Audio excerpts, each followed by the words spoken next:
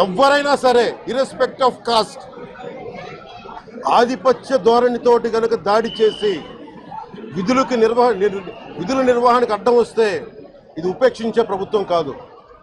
SP గారికి కూడా చాలా స్పష్టంగా చెప్పాం.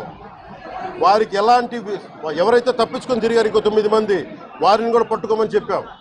వారికి తగిన విధంగా కౌన్సిలింగ్ చేయాలి, అలాగే కఠినమైన శిక్షలు పడాలి. మీరు లాయర్లు అయి ఉండొచ్చు, గతంలో మీ చట్టాలు కానీ మీ గతంలో మీ అధికారాలు కానీ ఏవి మిమ్మల్ని రక్షించలేదు, మీరు గుర్తుపెట్టుకోండి. అలాగే ఈ విషయంలో ప్రజలకు కూడా చెప్తా ఉన్నాను, యువతకు కూడా చెప్తున్నాను, ప్రత్యేకించి రాయలసీమ యువతకు కూడా చెప్తున్నాను, మహిళలకు కూడా చెప్తున్నాను, మీరు దయచేసి భయపడకండి. ఈరోజు జవహర్ బాబు గారి భార్య భయపడతా ఉన్నారు.